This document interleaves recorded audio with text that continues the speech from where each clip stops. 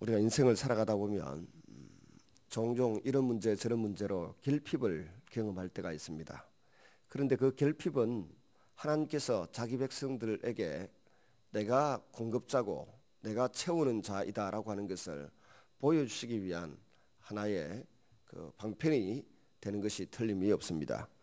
주님이 우리의 삶에 질병을 주시면 치유의 경험을 통해서 하나님을 더 깊이 알 수 있는 기회를 주시는 것인 줄로 믿습니다. 물이 살아가는 길에 물이 없으면 또 기도하면 물을 하나님이 생수로 공급하시는 분이 하나님이다라고 하는 것을 깨닫게 하시는 것이 이 출애굽 여정에 나타나는 하나님의 섭리입니다. 양식이 없어서 굶주릴 때 기도하면 하늘에서 공급해 주신다는 하나님의 은혜를 깨닫도록 하시기 위하여 찾아오는 결핍입니다. 오래전에 지금 통영에서 목회하시다가 지난 연말에 은퇴하셨던 목사님이 제게 그런 이야기를 하셨어요. 목사는 얼굴에 목사살이 붙어야 된다. 또 둘째는 기도하면 밥이 나오는 줄로 믿어야 된대. 근데 기도하면 밥 나오는 줄 모르는 성도들이 너무 많고요. 모르는 그 사역자들이 너무 많습니다. 기도를 안 하는 거죠. 안 하니까 굶고 살고 안 하니까 무의도시 가는 분들이 많아요. 사역지가 없이. 기도하면 우리에게 필요한 모든 것을 공급하시는 주님이신 것을 믿으시기를 바랍니다. 성경에 있는 이야기잖아요. 마태복음 5장 30절 31절에 보면 무엇을 먹을까 무엇을 입을까 무엇을 마실까 염려하는 너희는 믿음이 적은 자들이다. 그렇게 하지 말고 그의 나라와 그의 의를 구하라. 그리하면 이 모든 것을 너희에게 더하시리라고 말씀하신 그 주님이 우리의 아버지이신 것을 확신하시기를 바랍니다. 질병이든 굶주림이든 이 모든 것을 통해서 하나님은 자기 백성들을 테스트하시고 신앙의 연단, 믿음의 교육을 시키려고 하십니다.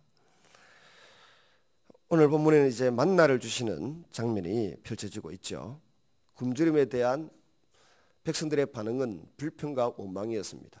그러나 기도하는 사람 모세를 통하여 하나님은 만나를 주시는데 이 만나의 교훈을 한 6가지 정도로 정리할 수 있습니다. 첫째, 만나는 은혜입니다. 하늘에서부터 떨어졌다고 하지 않습니까? 일주일 가운데 6일 동안 하늘에서부터 떨어져 내렸습니다. 야고보서 1장 17절에 보시면 각양 좋은 은사와 온전한 선물이 다 위로부터 빛들의 아버지께로서 내려온다 그랬습니다. 그래서 아버지 하나님을 바라보고 하나님이 공짜로 은혜로 선물로 우리에게 주시는 것이 만나입니다. 그건 광야에서의 만나뿐만 아니라 오늘 우리가 먹고 사는 모든 음식이 하늘의 만나라고 하는 사실을 기억하시기를 바랍니다. 두 번째, 이 만나는 하나님은 날마다 주시는 날마다 공급하시는 은혜입니다. 일용할 양식이 부족하지 않도록 늘 공급해 주셨습니다. 예수님은 하나님과 우리의 관계가 친밀해지기를 원하셔서 기도를 가르쳐 주세요라고 요청하는 제자들에게 일용할 양식을 달라고 기도하라고 하셨습니다.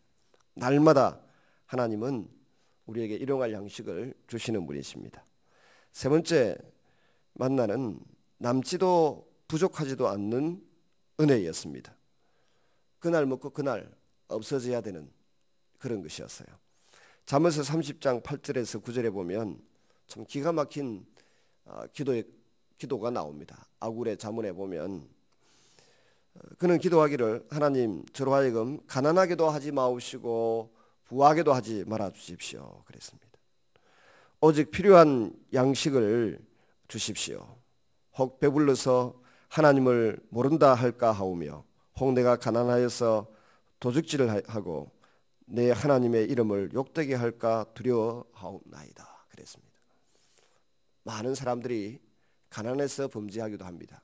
근데 더 많은 사람들이 가진 것이 너무 많아서 너무 부유해서 그것 가지고 선을 베푸는 데 쓰지를 못하고 악을 행하는 데서는 그런 어리석은 행동을 일삼습니다.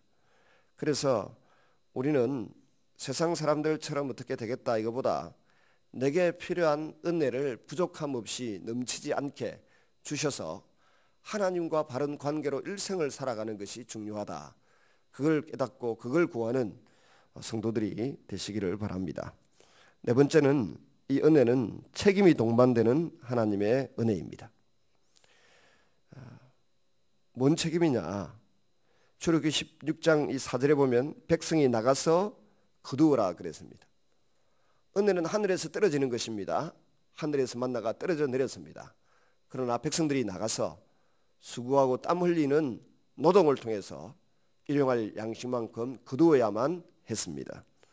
코도 안 풀고 손도 안 대고 코 풀려고 하는 사람들이 있지 않습니까? 그러나 데살로니가후서 3장 10절에 사도 바울은 누구든지 일하기를 싫어하거든 먹지도 말게 하라 그랬습니다.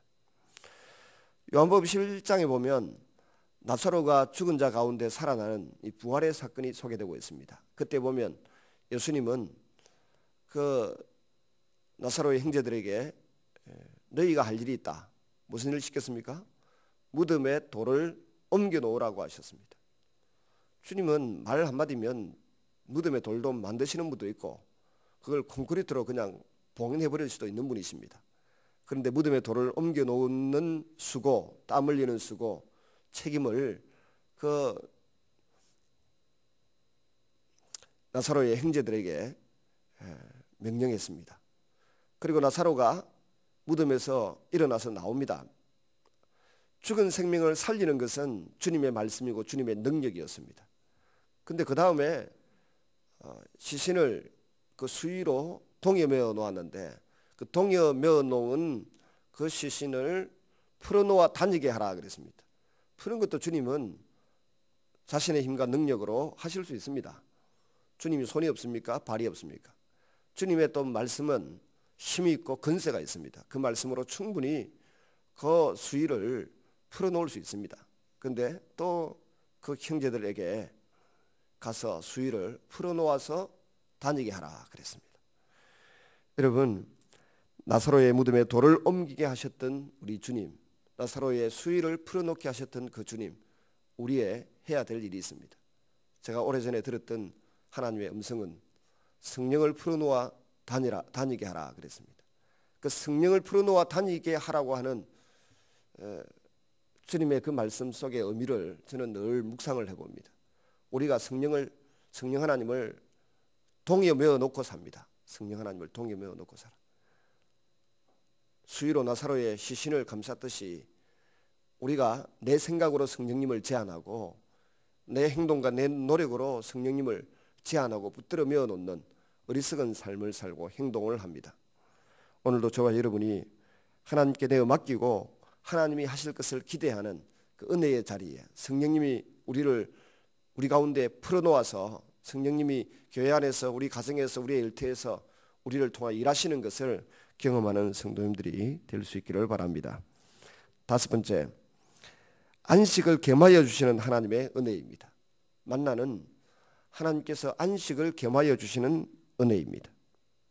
그리고 안식을 누리게 하는 전형적인 모본이 되는 그런 전적인 하나님의 은혜입니다.